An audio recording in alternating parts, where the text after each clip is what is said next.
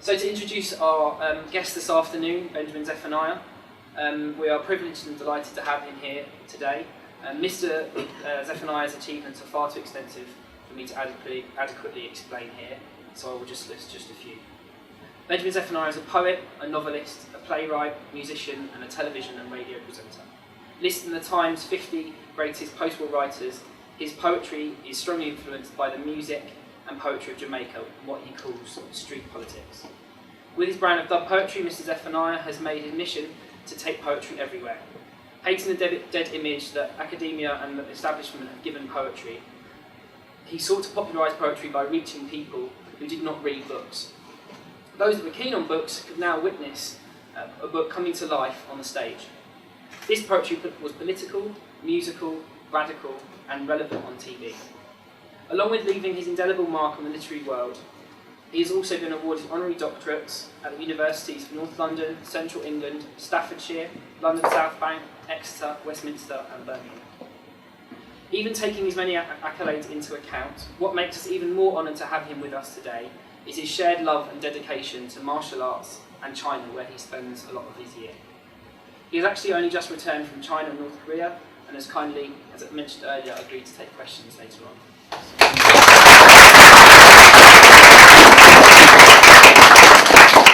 I've been told I've got about 15 minutes, and I don't have any notes, but I know that once I get going it will be difficult to stop me. So I'm going to try and keep to my time. First of all, I want to congratulate you, Si-Fu, on a great book, but also a great place. Most of the martial arts schools I see are in local authority, basketball halls and things like that, and that's great, but it's nice to see a place which is kind of dedicated to the art. I want to talk a little bit about myself and my love of the martial arts generally, and some of my experiences in China. I was one of those kids that grew up watching Bruce Lee and that television series called Kung Fu. You must remember that, with David Carradine.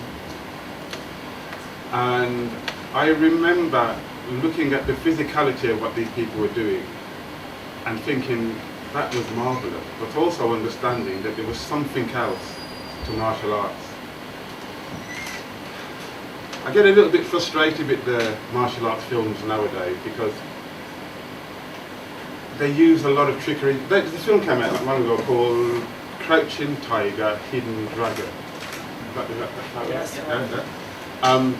And I remember hearing somebody call it something else which I thought was much more true. It was Crouching Tiger, Hidden Wires. Because that's what it was.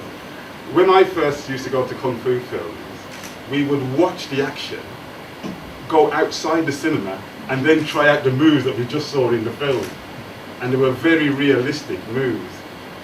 Not great for street fighting, of course, it was a film, so of course you never do a punch and leave your hand there and smile. But it was just that you could see the snake style, you could see the tiger style and all that kind of stuff, so we loved practicing that. And then I started to read magazines like Combat and Martial Arts, and some of our books that would just touch on the spiritual aspects of martial arts and the ideas behind martial arts and yin and yang and Taoism and things like that. So since the age of 11, I've always been doing, to some degree, some kind of a martial art. Sometimes I may not be the best attendee because I'm on tour or whatever, but I'm always doing something. One day I was in Hong Kong, I just finished touring, and somebody said, "Do you want to go into China?" And I thought, well, Chinese visas are very hard to get. And this wasn't in the 70s, but it was a long time ago. And it was when China was just beginning to open up, and I thought, the idea of just going into China, if I could just put my foot in China, would be great.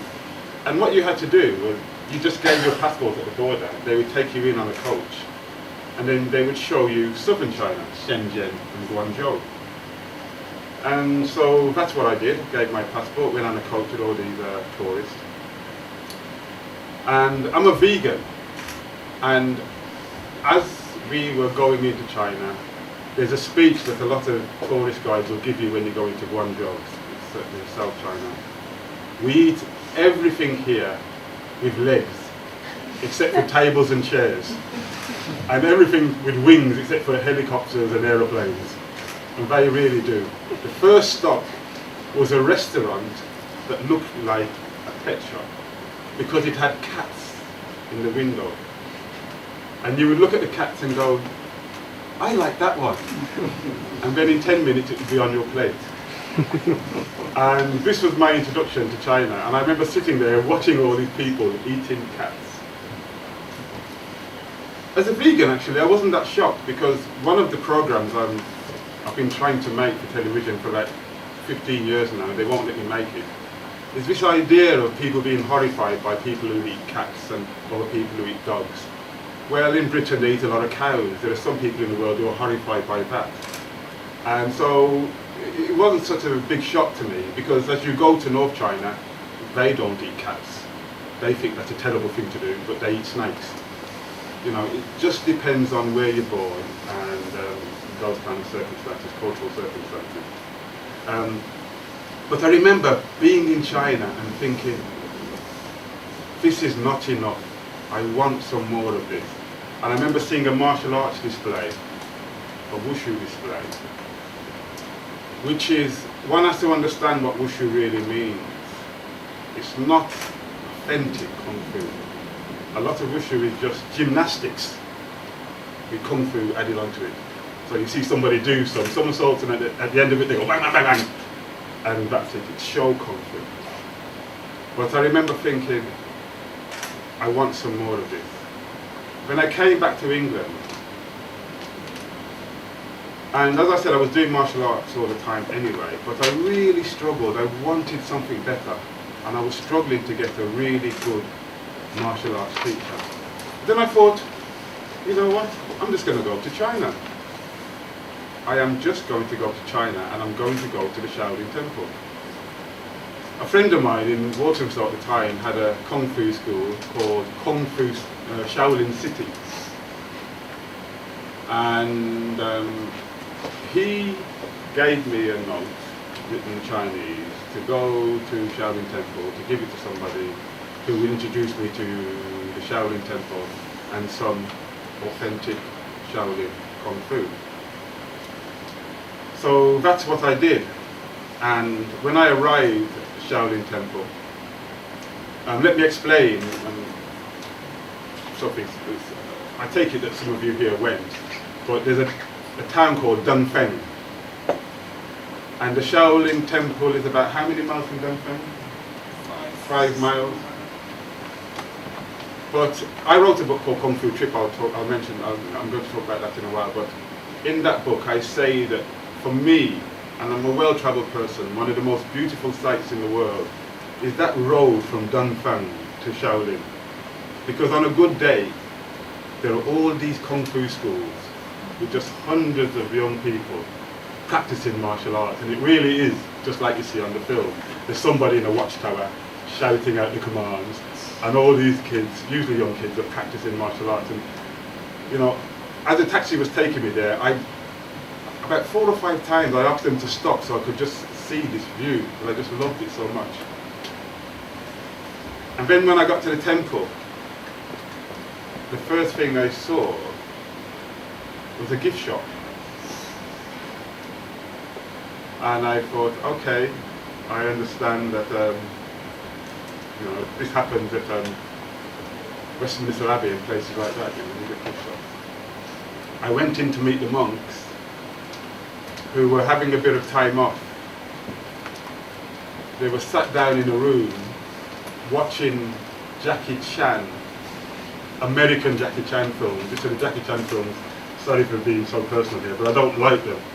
I like Jackie Chan when he was Chinese in China, in a small village doing like Kung Fu, doing Snake in the Eagle's Claw and all that stuff. I don't like the kind of Hollywood version of Jackie Chan, but they were watching Hollywood Jackie Chan.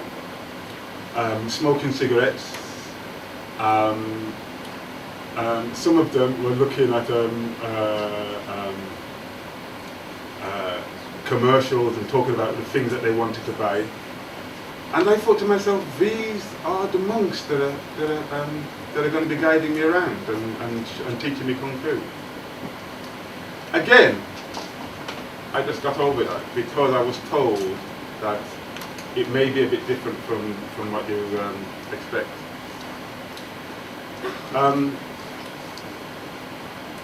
My training and my martial arts there, I don't want to sell my book, but you can read about that in a book of mine called Kung Fu Fit. But suffice to say that I realized when I was in the Shaolin Temple that it had become commercialized.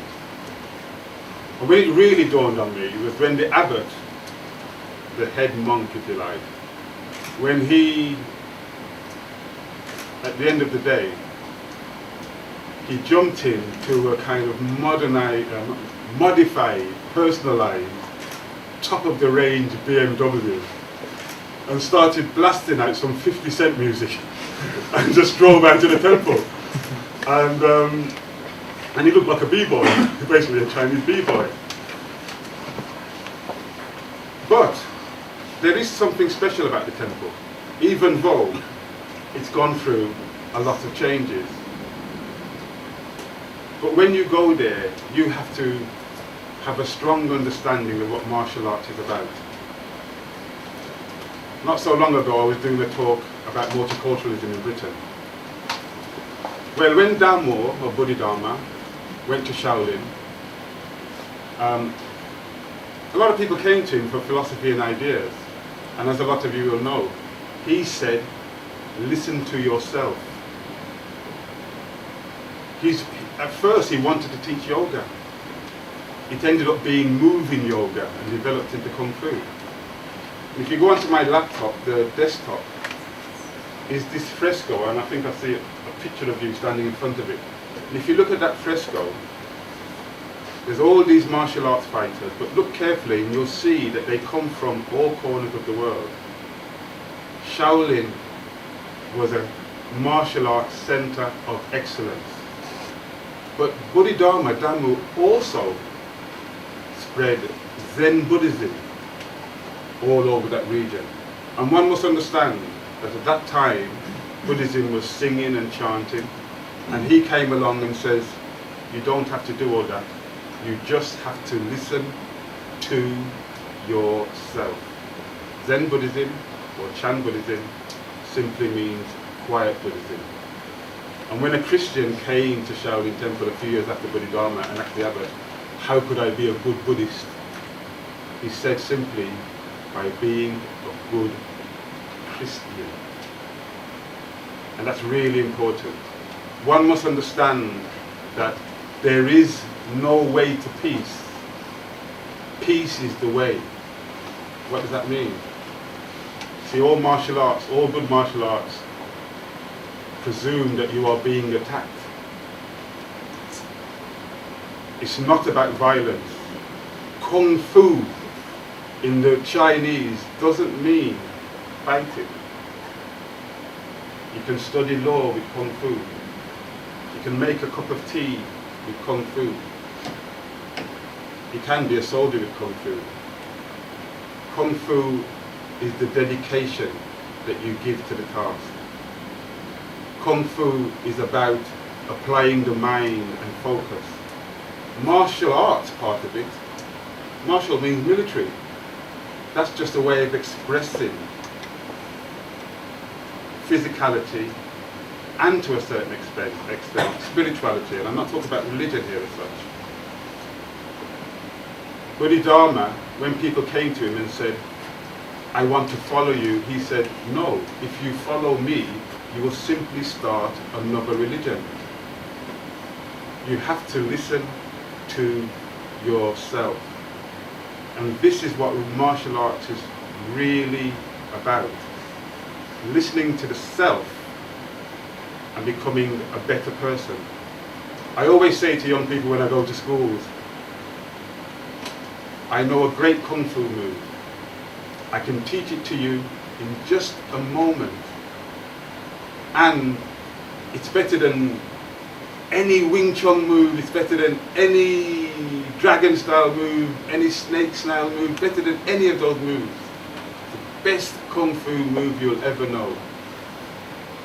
And I usually get a kid up and they spar up to each other, and then I say, run. Because Bruce Lee said it in a film, but it really is true. A true martial artist knows that the real kung fu is the art of fighting without fighting. And one of the sad things that you see is happening in China right now is that people are forgetting that. People are losing that. And it's not just with martial arts, it's with music. Ask a young person to bring you some Chinese music, and what they will bring you is a Chinese version of Take That or something. So you get Western music with Chinese singing, and they think that is Chinese music. Unfortunately, I think, this is just my personal opinion, one of the big mistakes that China is making, India is making it also, and I think possibly Africa could make it also that mistake in the future if they're not careful, is this idea, this belief that modernization means westernization. It doesn't have to mean westernization. If you stand on a street in Shanghai and you look down the street, apart from the language, it will be like standing in Oxford Circus. You've got Starbucks, you've got Gap, you've got McDonald's, you've got all these things. And people think that they are moving forward because they eat Starbucks and McDonald's.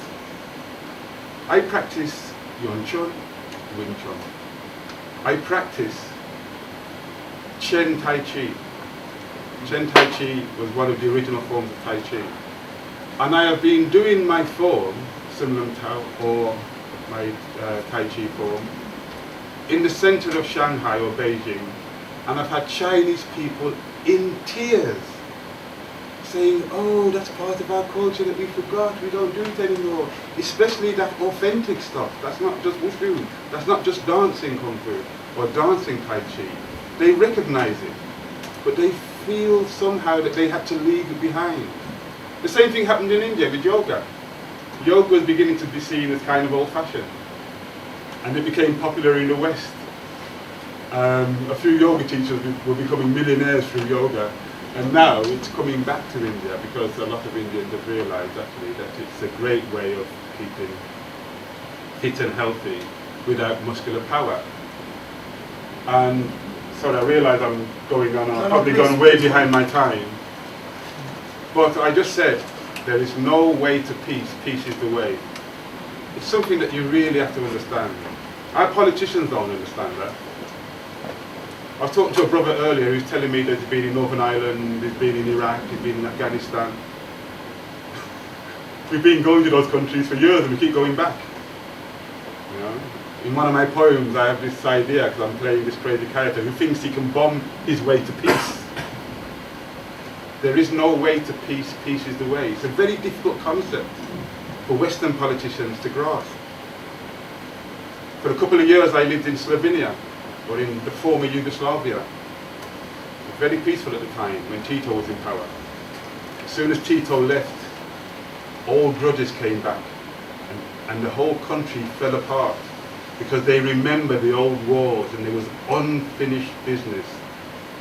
And the Afghan people, Alexander the Great tried to conquer them. You know, with war, lots of people, year after year, tried to conquer them. How do we conquer somebody in Wing Tsun? With soft power. As you know, if somebody comes to Wing Tsun and they're using muscle, it's going to hold them back, it's going to slow them down. Mike Tyson, the boxer, he thought that he could just get away just using muscle. Until people saw that he wasn't actually a great fighter, he was just using muscle. He avoided him for a couple of rounds and used a strategy and people started knocking him out. So might is not always right. Peace is a bit like marriage, for those of you who are married.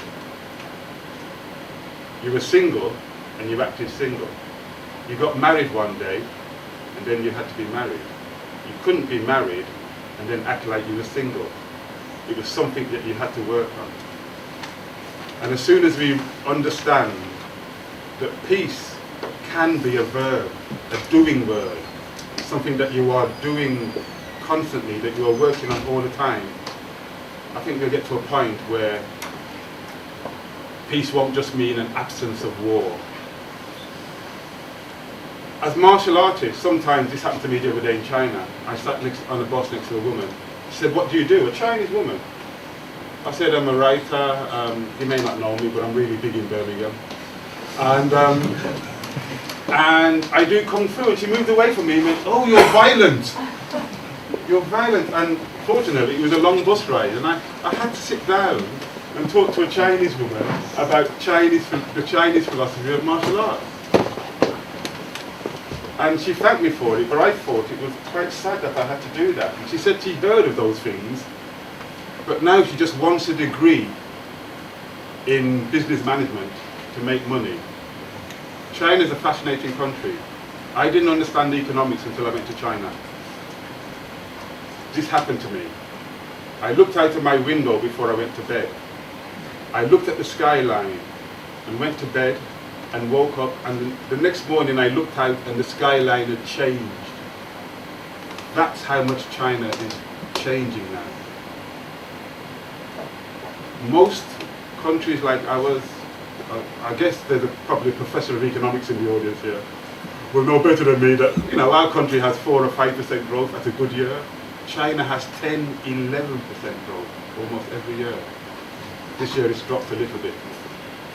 And I didn't understand what that meant until I was there and I actually saw the growth in front of me.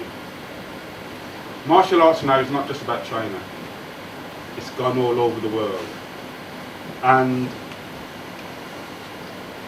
I think in the future it may mean that schools like this great school here and other schools that have not just fighting at the core of their martial arts, but some kind of philosophy. And I mean that without being preachy. It's not about pushing religion. It's just about pushing good behavior and good standards and the love of humanity and the love of animals and love of mankind, the love of the planet. But it may mean that we have to take good martial arts back into China. And I'm not saying that in a pompous way, but that may be the case in the future. The important thing is, wherever we are as martial artists, we have to be upright people. We have to be aware of the tradition that we come from, have respect for the tradition, but also understand that we've got to move forward in the real world. I just want to finish by saying that when I read this book, I was pleased because it wasn't too wordy. It was straight and to the point. And it had some good pictures. But it had a little bit of everything. The journey, it didn't shy away from talking about the commercialism, but it also talked about some of the philosophical ideas within martial arts and the history of Wing Tsun. And I just want to say, I wish you here, your school, you yourself, Si-Fu, and your students all the best in the future. I don't think I've ever stood up in front of an audience before and talked about martial arts. I've talked about politics, I've talked about poetry, but I've never talked about martial arts, and something I feel very passionately about. People have asked me to write about it before, and I haven't really done that. In my book, Kung Fu Trip, it's more about the journey. But it's something for me that is really, really important. I lived in East Ham for most of my life in East London. And there's 2 reasons why I left London, 2 main reasons. One was all the pollution and all the stuff that was happening in the streets. And the other was, I just could not find a good Kung Fu school, a good teacher. So I thought, move out of London, go to China. Wow, why didn't I meet you earlier? Thank you very much.